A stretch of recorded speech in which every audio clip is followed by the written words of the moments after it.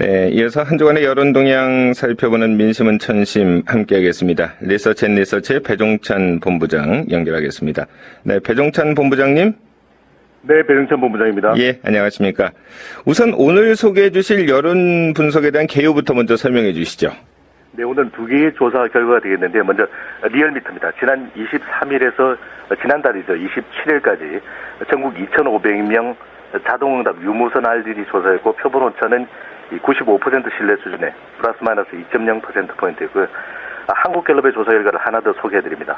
지난달입니다. 24일에서 26일 전국 1,007명 휴대전화 RDD 조사했고, 표본 오차는 95% 신뢰 수준의 플러스 마이너스 3.1%포인트였습니다. 네. 문창극 총리 지명자 사태로 좀 인사 문제가 어느 정도 해소되었을 것 같은데요. 그 대통령의 지지율이 좀 개선되지 않고 있나요? 어떻습니까? 네, 대통령 지지율은 여전히 부정평가가 긍정평가보다는 더 많은 것으로 나타났습니다. 그 이유는 인사 문제라고 하는 부정평가 요인이 강하게 부각되어 있는 반면에 마땅한 대통령의 긍정평가 요소는 부각되지 않았기 때문인데요. 리얼미터의 지난 23일에서 27일 조사 결과입니다. 대통령에 대한 긍정평가는 43.4%로 그 앞주보다 0.6%포인트 하락했습니다. 부정평가는 48.7%로 그 전주보다도 0.7%포인트 높아졌는데요. 이 조사 결과를 보면 부정평가가 이 대통령의 긍정평가보다 5%포인트 정도 높은 것으로 나타나서 이 부정평가가 몇 주째 계속되고 있는 상황입니다. 하지만 지지율의 하락 속도는 다소 둔화되어 있습니다.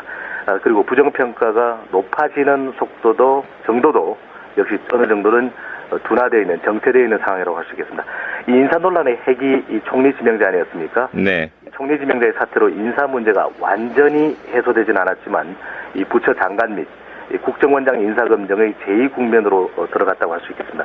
그렇지만 7월 초까지는 인사청문회가 계속되기 때문에 이 인사 문제가 당분간은 대통령 지지율에 상당한 부담이 될 것으로 전망됩니다. 네. 정홍원 총리가 세월호 사고 후에 사퇴 표명을 했지만 지난 26일에 이제 유임이 결정이 됐고요. 이런 그 정 총리 유임에 대한 지금 여론의 반응은 어떻습니까?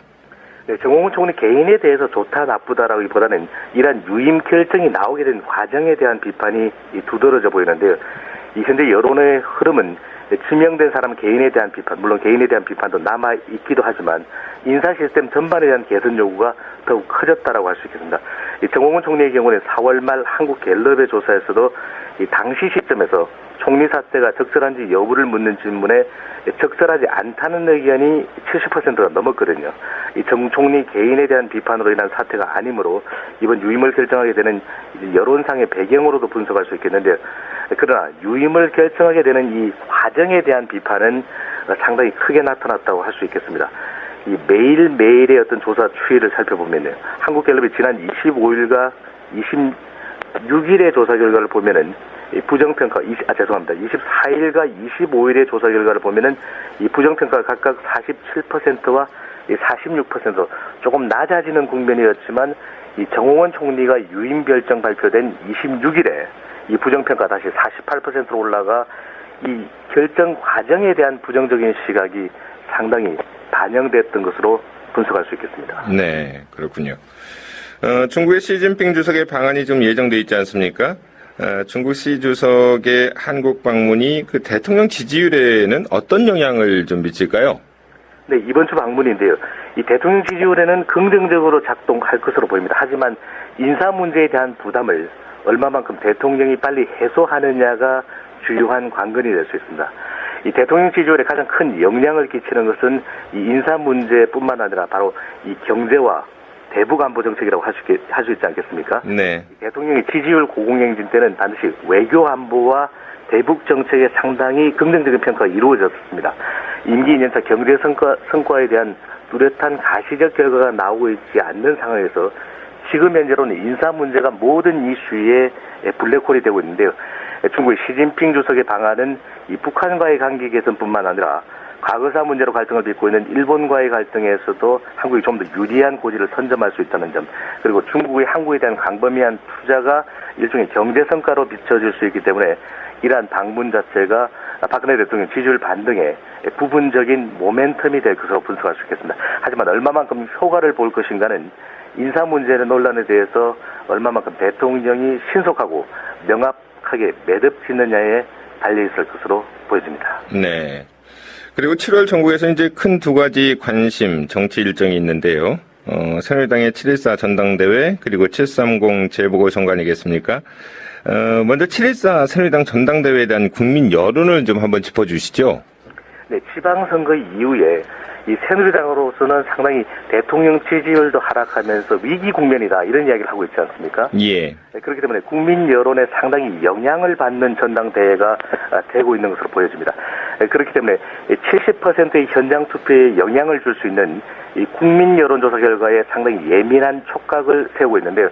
한국갤럽의 조사 결과를 보면 대통령의 지지율이 42%, 이 새누리당 지지율 41%와 큰 차이가 없다는 위기의식도 상당히 반영된 것으로 보여집니다.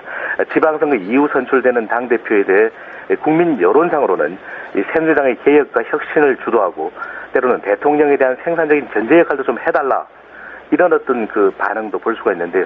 국민 여론조사와는 별개로 당원 대의원 그리고 선거인단으로 구성되는 70%의 현장 투표는 선출되는 당대표와 대통령과의 역학관계에도 상당히 방점을 찍고 있는 것으로 보여집니다. 새누리당의 독자적인 개혁과 혁신 쪽에 방점을 찍느냐 아니면 대통령과의 국정운영 협력자로서의 역할에 더 큰 방점을 찍느냐가 이번 전당대회의 관건이라고 할 수 있는데 무엇보다도 가장 중요한 이슈로 대두되고 있는 것은 이 차기 대권주자로서의 위상에 대해서 이 출마 후보자가요. 이 긍정적으로 인식하느냐 또는 부정적으로 인식하느냐도 중요한 관전 포인트가 될 것으로 분석됩니다. 네. 그러면은 그 7.30 재보궐선거에 대한 또 국민들의 여론 좀 어떤가요? 먼저 재보궐선거에 대한 근본적인 어떤 국민 여론을 잠깐 말씀드려야 될 듯한데요. 네. 이 보궐선거가 이루어지는 환경에 대해서 이 국민들의 근본적인 어떤 비판이 나타나고 있습니다. 재보궐선거로 발생하는 조사 비용에 대해 원인 제공자가 책임을 져야 한다는 여론, 왜 이렇게 선거가 많아지느냐는 국민의 여론이 상당히 따가운데요. 이 보궐선거의 경우 해당 지역의 인물이 아닌 이 중진 거물들의 원내 국회로의 어떤 복귀 발판이 된다는 점도 상당히 비판적으로 대두되는 부분입니다. 투표율이 매우 낮다라고 하는 점, 그리고 지역 주민들의 관심이 낮다는 점도 문제점으로 지적되는데요. 과연 투표율이 얼마나 될지도 초미의 관심사 아니겠습니까? 네. 유사한 시기에 계절상으로 있었던 선거의 사례를 하나만 소개를 해드리겠습니다. 이번 재보궐선거와 계절상 비슷한 시기에 있었던 선거가 2006년 바로 7월 26일 재보궐선거인데 당시의 투표율을 보시면은 24.8%에 그쳤습니다. 네. 그러니까 지금 말씀하신 것처럼 투표율이 낮게 되면은 어차피 그 인지도가 있는 분이 될 수밖에 없다 이제 그런 전제가 깔린 거죠. 그렇습니다. 네. 여러 가지 지금 비판에도 불구하고 재보궐선거 결과에 정치적인 파장은 좀 클 것으로 보이는데요. 15곳 아닙니까? 네, 그 지금 총선이라고도 불리고 있지 않습니까? 네, 그렇습니다. 그 가장 관심 있는 지역은 어디가 될까요? 네, 잠깐 소개를 해드리겠습니다. 이 대통령 지지율이 낮아져 있는 수도권 그리고 선거에서의 중요성을 이야기하는 바로 이 충청권이 될 것으로 전망이 되는데요. 네. 특히 어느 선거구를 좀 관심 있게 지켜보는 것이 좋은가라는 부분일 텐데요. 빅5 지역으로 불리는 곳이 있습니다.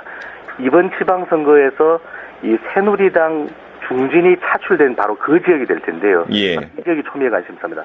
이 서울 동작을, 경기 김포, 수원 팔달이라고 하죠. 수원 병, 대전 대덕, 충북 충주 바로 이 5곳이 됐습니다. 여기는 이 새누리당의 중진 거물이 차출되었기 때문에 이 새누리당이 이 지역만큼은 수성할 수 있느냐가 바로 초미의 관심사가 되겠습니다. 바로 이 지역에서의 결과가 선거 전체를 평가하는 잣대가 될 수도 있을 텐데요. 야권의 경우에는 7월 하순의 극초성수기 시즌의 이 투표 성격을 감안할 때 상당히 인지도가 높은 중진의 잠룡 후보론으로 맞서고 있는 반면에 여권은 인지도가 높으면서도 지방선거 이후에 국민의 여러 가지 요구인 개혁적 성향이 강한 인물로 맞대응할 가능성이 높은 것으로 보여집니다. 이 2에서 30%의 투표율이 상당히 낮다고 말씀드리지 않았습니까? 네. 이러한 보궐선거 환경을 감안한다면 얼마나 기존 조직을 유지하고 조금 더 유권자들에게 지지층들에게 투표 적극성을 부여하는 쪽에 성산이 더 높을 것으로 전망됩니다. 네, 그렇군요. 오늘 말씀 여기까지 듣겠습니다. 네, 말씀 감사합니다.